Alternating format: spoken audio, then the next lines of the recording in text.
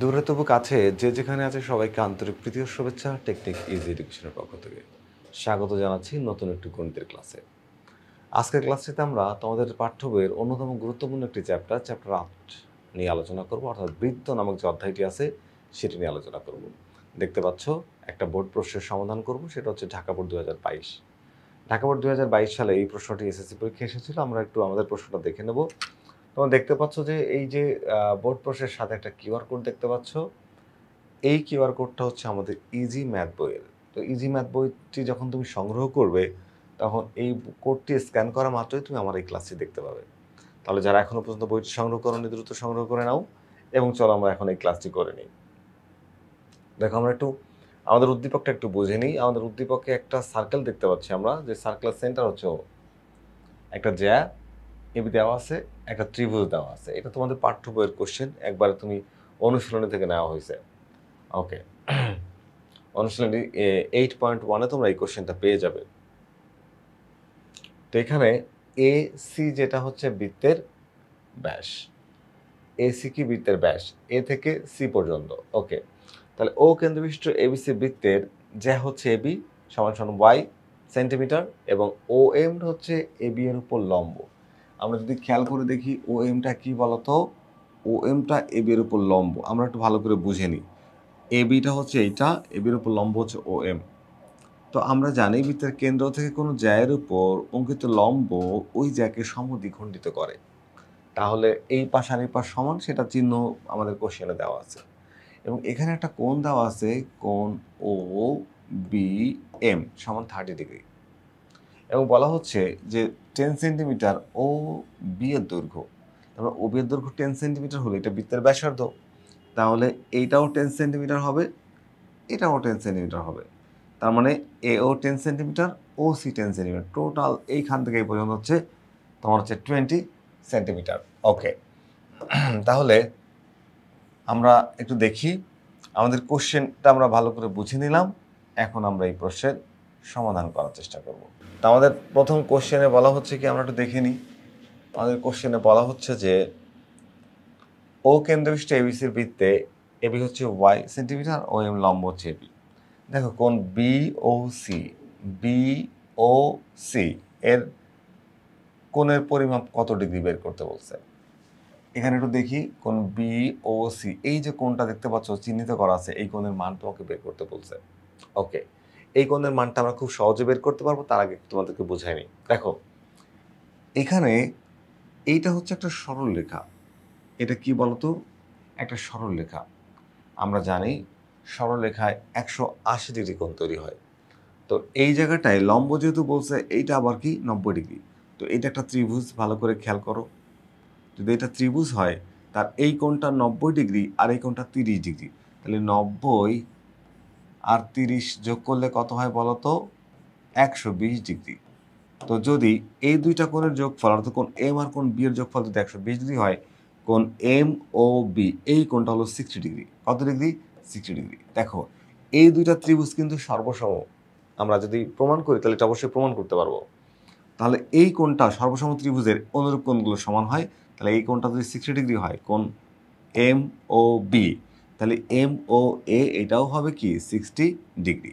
তাহলে এই দুইটা কোণ 60 আর 60 কত হচ্ছে, 60 plus 60 plus 60, 60 plus 60 is equals two 120।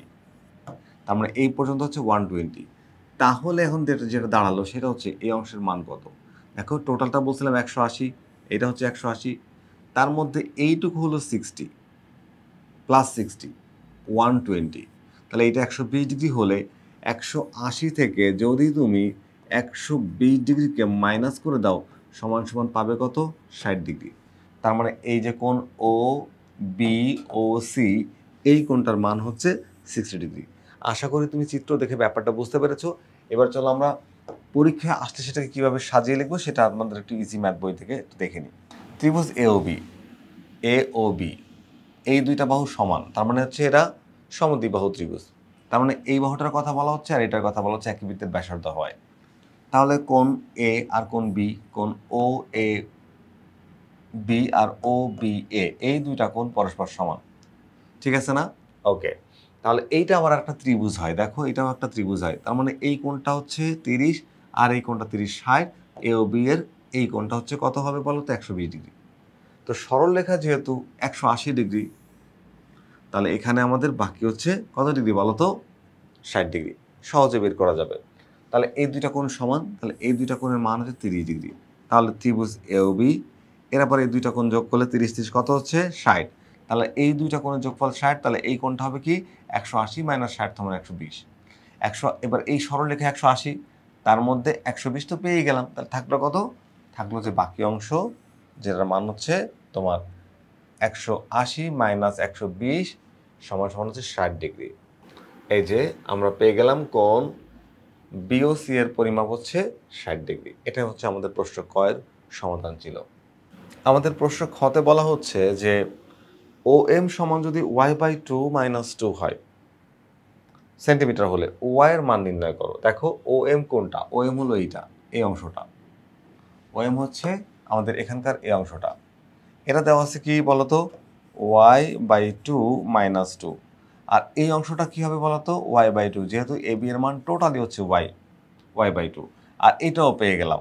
আবার আমি কোণের মানও জানি, আমাকে বের করতে বলছে কি y এর দৈর্ঘ্য, তাহলে y/2 এখান থেকে আমরা যদি চেষ্টা করি তাহলে কি করতে পারবো বলতো, আমরা y এর মানটা বের করতে পারবো। তো আমরা এখানে জানি হচ্ছে এইটার মান জানি, আবার এইটার মান জানি, ঠিক আছে না? ওকে, তাহলে আবার এই কোণের মানটা জানি, এখানে আমরা পিথাগোরাসের সূত্র অ্যাপ্লাই করতে পারবো, ত্রিকোণমিতির সাহায্য নিতে পারবো, যেহেতু কোণের মানটা জানি। চলো আমরা এই y এর মানটা বের করার চেষ্টা করি। দেখো এখানে আমরা দেখতে পাচ্ছি যে বৃত্তচিত্রটা আমরা এঁকে নিলাম, উপনিষ্ঠ বৃত্তের এ বি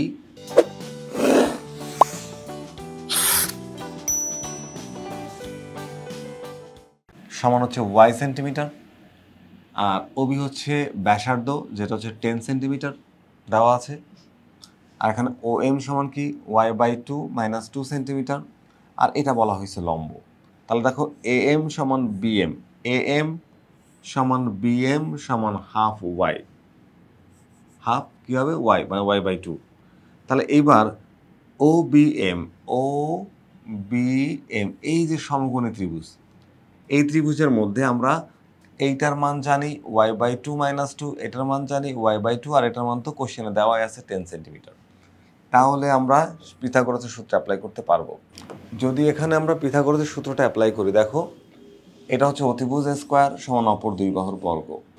তো এখানে আমরা এটা যদি আমাদের অতিভুজ হয় অর্থাৎ হাইপোটেনিয়াস হয়, তাহলে একটা হচ্ছে বেজ আর একটা হচ্ছে পারপেন্ডিকুলার।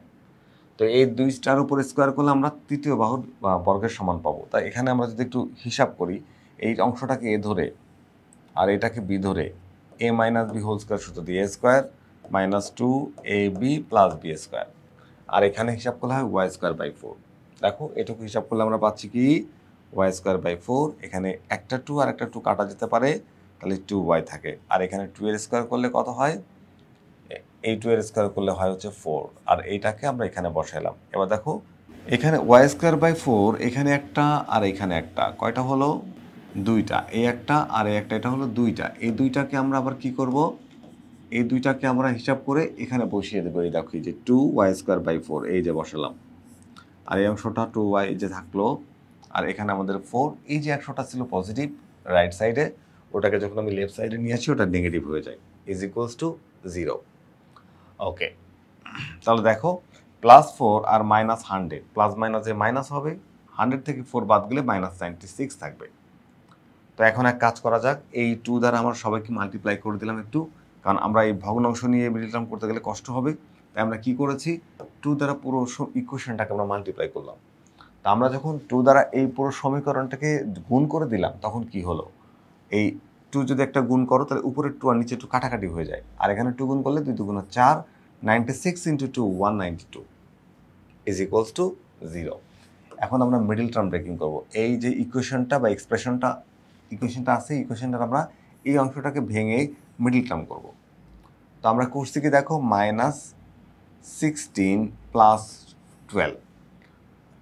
তোমরা মিডল টার্মের সিস্টেমটা জানো যে মাঝখানে যে টার্মটা থাকবে এটাকে তুমি ভাঙবা এমন দুইটা সংখ্যা দিয়ে যাদের যোগ বিয়োগ করার পরে এটাই থাকবে। যোগ বিয়োগ করার পর কি থাকবে বলো তো, এই যে -4y এটাই থাকবে, আর গুণফল হবে, এই দুইটার গুণফল হবে প্রথম সংখ্যা আর এই প্রথম যে ওয়াই স্কোয়ার এবং লাস্টের যে কনস্ট্যান্ট টার্ম, এদের ওয়াই স্কোয়ারের সহগ এবং লাস্টের কনস্ট্যান্ট টার্মের গুণফলের সমান। তাহলে দেখো এইখানে এই এক, এখানে ওয়াইয়ের সহগ হচ্ছে 1 আর হচ্ছে 192 এর গুণফল হচ্ছে 192, এবং দেখো -16 আর 12 গুণ করলে 192 হয়, আবার এই 16 থেকে 12 বাদ দিলে 4 হয়। এই হচ্ছে মিডল টার্ম হয়ে গেল।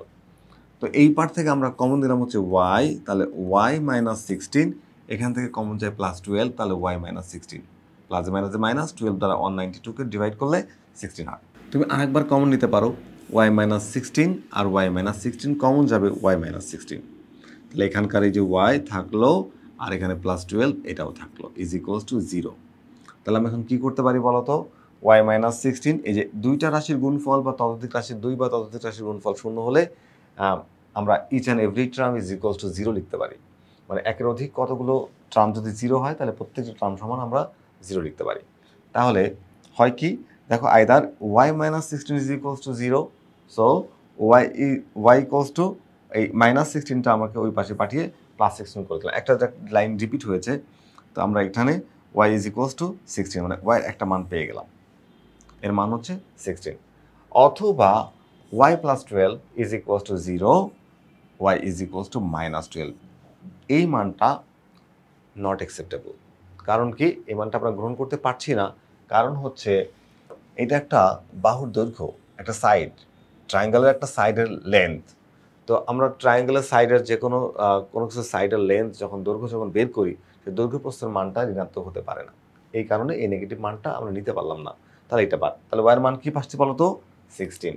তো this is the answer, y is equals to 16 centimetre. I think তোমরা এটা বুঝতে পেরেছো। তো খুবই সহজ প্রশ্ন ছিল, আমি ধরে ধরে তোমাদেরকে বুঝিয়ে দিয়েছি, তোমরা আশা করি বুঝতে পেরেছো। তাহলে চলো আমরা তৃতীয় কোশ্চেনটা সমাধান করার চেষ্টা করি। থার্ড কোশ্চেন আমাদের বলা হয়েছে কি বলতো, যে বহিস্থ একটি বিন্দু টি থেকে আর সি বিন্দুতে স্পর্শক আঁকো। এবার আমরা একটু অঙ্কন করব।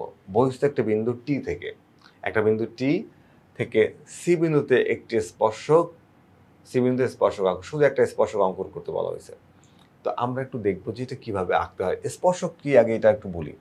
স্পর্শক হচ্ছে একটা সরলরেখা যা বৃত্তের পরিধির উপর একটা বিন্দুকে টাচ করবে বা স্পর্শ করবে বা ইন্টারসেক্ট করবে। তো একটা মাত্র পয়েন্টকে যখন ইন্টারসেক্ট করে, তাহলে ওই পয়েন্ট ছাড়া আর কোনো পয়েন্টকে ইন্টারসেক্ট করতে পারবে না, সেটা হচ্ছে স্পর্শক।